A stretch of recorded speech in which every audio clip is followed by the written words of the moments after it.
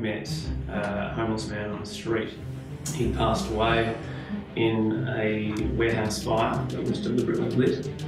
I was raped. Abused by two grossly inoffensive staff and discrimination and vilification towards people with disabilities. The record is falsified, evidence is removed. It was a betrayal, it was an injustice of social equality, it was an injustice of gender equality, it was just an injustice of everything. Alright, you ready to roll? Now how you feeling? Delirious and hungry. Alright, we're going to count in the same way as last time. Okay. So wipe the smile off your face. Okay, sorry, not happy. It's injustice. Damn it.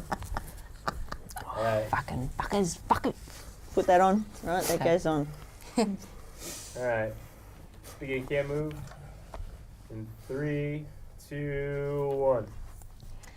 Hello and welcome to the Injustice series. I'm your host, Janelle De Silva, and today we are joined with Shanea, Jake and Lee. Hello and welcome.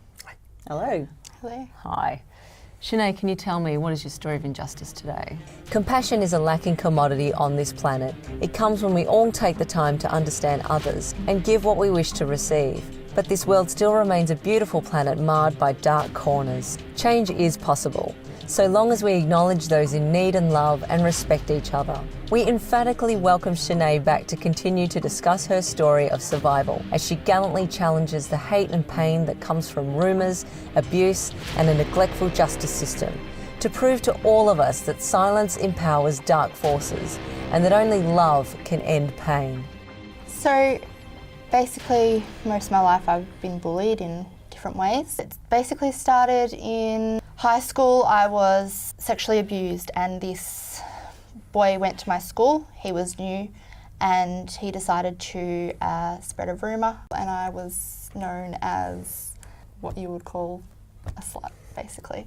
I was having year 12s come up to me asking for me to do things with them, and I just felt this was just disgusting.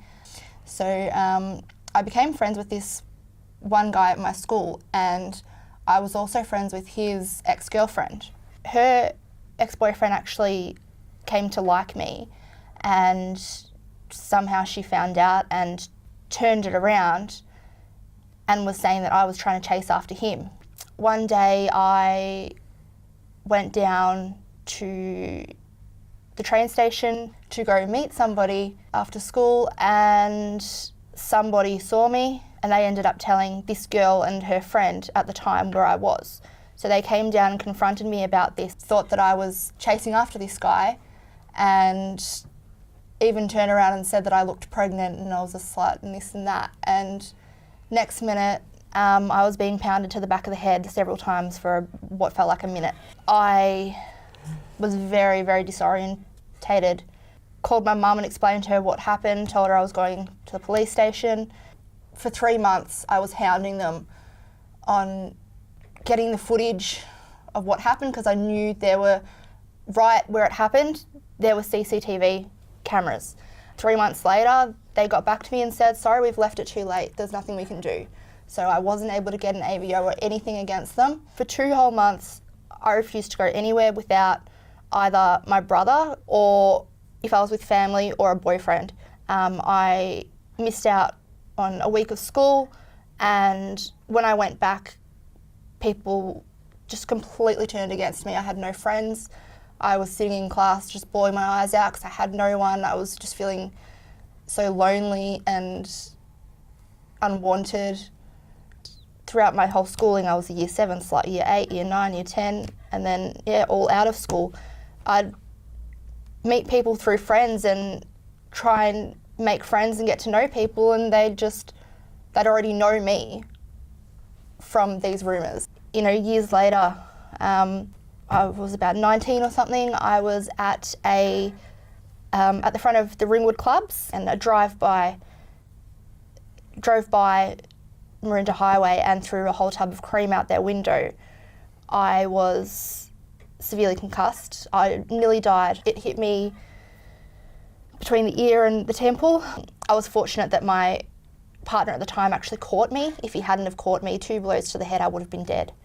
Yeah, it was about maybe an hour or so later or something when I was in hospital that I actually started to get my speech back again, and I was actually able to, I think 3 hours later, I was actually able to walk to the toilet and back. And then it was probably 2 years later or something, I was talking to a friend who happened to be my friend who I grew up with, her boyfriend at the time. I was just talking to him over Facebook, and he was telling me to come over and have some drinks with him and his girlfriend, and he had a few friends over as well. I just found it a little bit odd the way he was speaking to me. I didn't know if it was flirting. So as I rocked up to their place, I asked my friend whether or not she thought that it was flirting or whether she was okay with the way he was speaking to me. My girlfriend got really angry at her boyfriend. He turned around and called me a slut, came after me. I went to go talk to them and try to explain, look, I wasn't trying to cause anything, as they were arguing. And he ended up grabbing me, throwing me to the ground, choking me, and the next minute I had blood pouring out of my nose. I ran up the street. My girlfriend at the time was like, it's okay, you didn't mean it. Next minute she completely turned as soon as I told my mum. She's like, how dare you tell her, how dare you tell anyone? And still to this day she hasn't spoken to me. And I found out, a few days later that my nose was actually fractured. I called the police, told the police and everything. They told me that he was going to write a letter. I never received any letter. Police didn't do anything more. Bullying just needs to stop. Shanea, thank you for coming in. It's quite overwhelming, really, quite the stories over the years and years of, particularly at being such a vulnerable age. How could justice be served? How could have it been served? How should have it been served for you? I mean, the police could have done so much more. They could have looked into so many more avenues. I mean, I get emotional a lot. I've got many mental illnesses from all that I've been through. Yeah, you've got to speak up about it, not keep it bottled in. The system has failed you. There's no doubt about that. It's great that we do have a forum here that you can talk about it. You're safe to share it. It's okay not to be okay, but at the end of the day, you've got to keep fighting. Yeah. You're an incredible woman. Thank you so much for coming in. Thank you for having me back. Jake, tell me, what is your story of injustice? I was just a bit choked up with this one. I know. Respect is the universal order of this world. Understanding and love are the reward. We should respect each other, as well as the property we have each worked so hard to attain. Although it is inevitable that there will be conflict, being respectful and caring of each other and each other's belongings is something we can all learn to do in the pursuit of true justice for all and harmony in our homes. Today, Jake explores how responsibility, accountability and respect for each other and our property are the cornerstones of a better society that we all wish to see, and how justice is just as much an ideal as it is an opportunity to teach our youth. About 5 years ago, so I was 45, just gone through a breakup with my second partner. I was living in the Gold Coast, no family there, they're all down here. Pretty much lost everything from the breakup and had to sort of start life anew. I was a personal trainer, so I had to start a mobile personal training business. I had no car, so I bought a scooter. It's the Gold Coast. It's like, great, I could get a scooter. I didn't need a scooter licence up there, so managed to scrape the funds together for that and started to build up a nice clientele. Travelling to people's homes and starting to build my life back up again.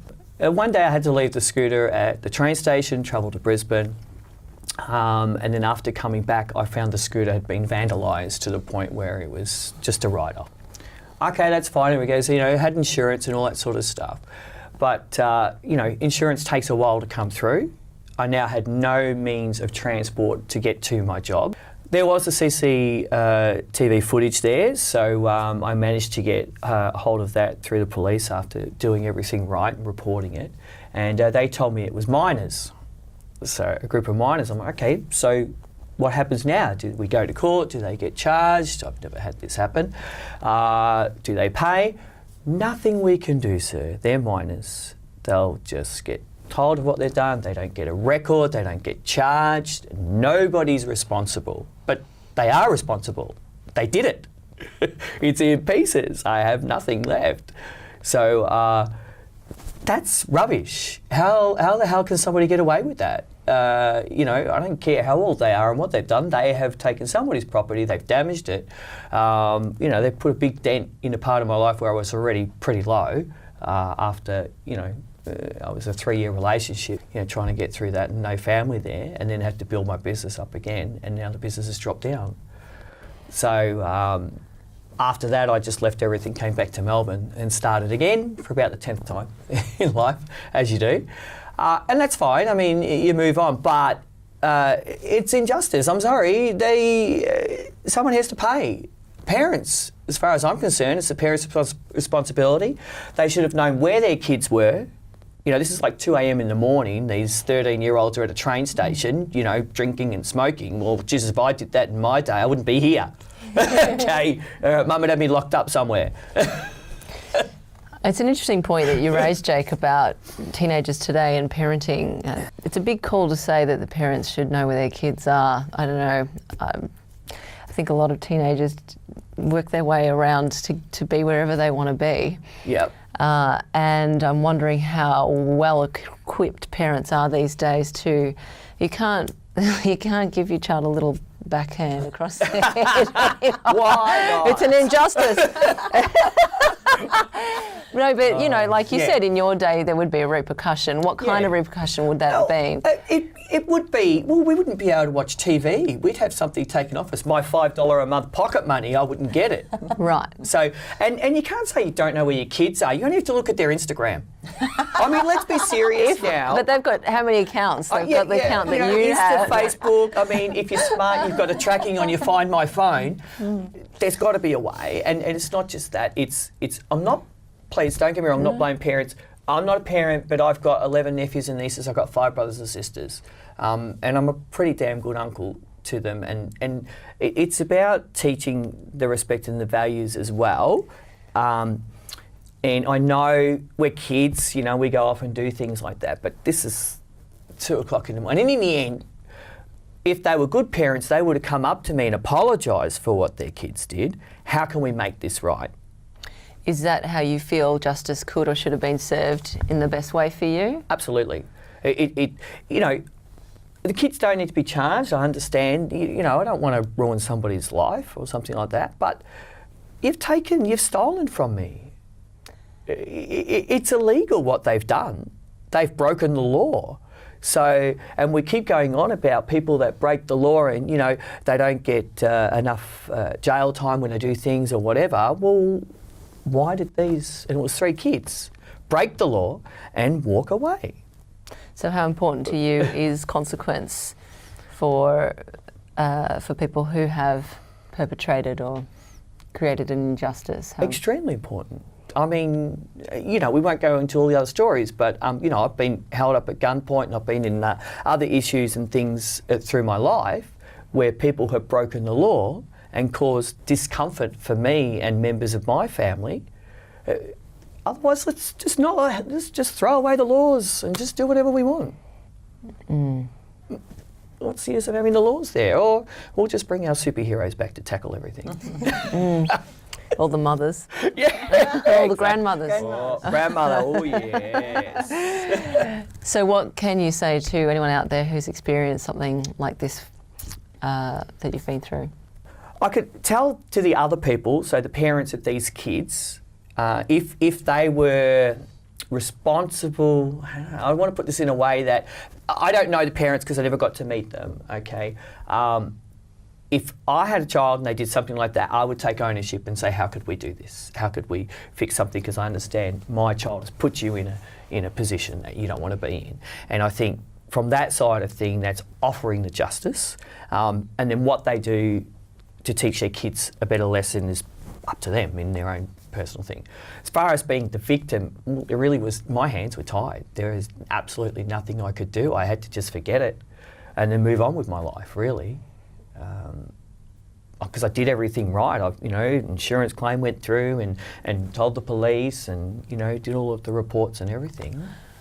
Yeah, I would say though that you haven't done nothing because you've got all of these beautiful nieces and nephews. You're role modelling for them as well. Absolutely. And that's important. Yeah. And as long as they know that they can come to you and that they're loved and that also there will be consequences to their actions, I think that you're working within your means to do something to elicit change. Oh, absolutely. Yeah. Absolutely, yes. And coming on today. Yes.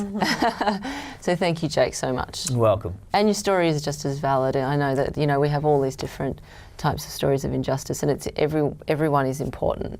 Yes. So thank you for coming. Thank you. Thanks for having me. Our pleasure.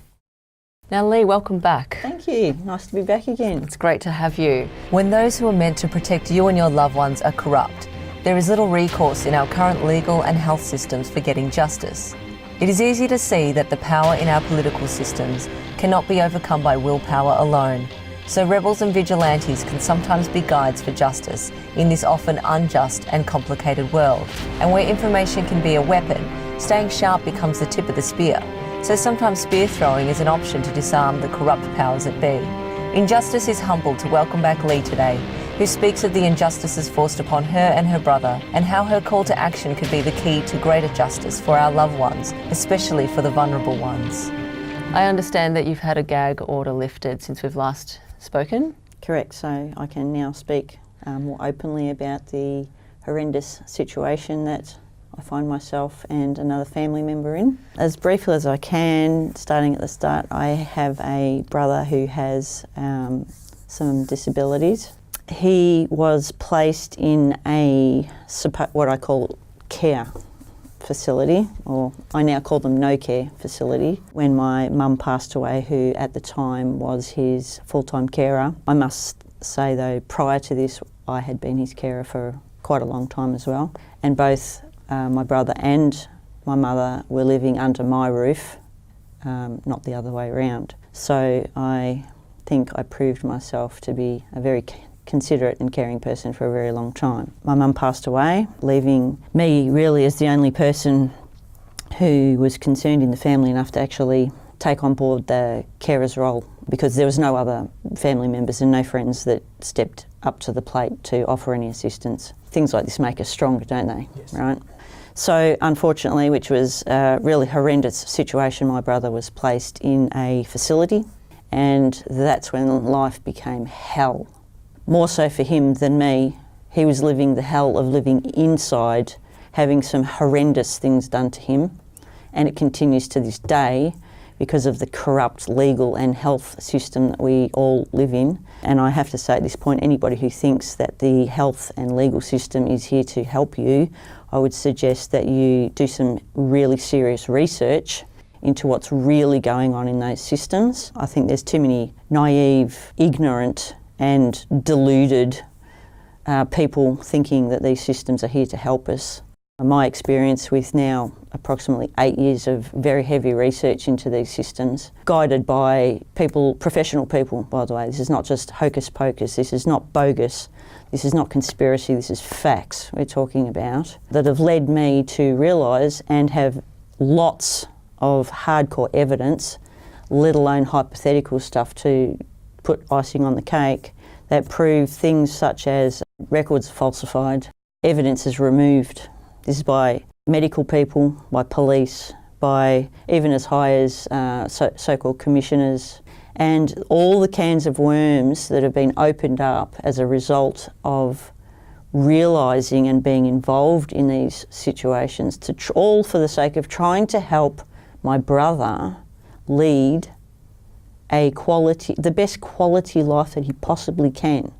Now, it's beyond my comprehension, as it is I'm now in contact with many people suffering very similar and worse situations, that the powers that be of all of these organisations, some of them that I care to name quite openly are state trustees, Office of Public Advocates, which are otherwise known as OPA, police, psychiatric wards and hospitals. They all have a very close relationship.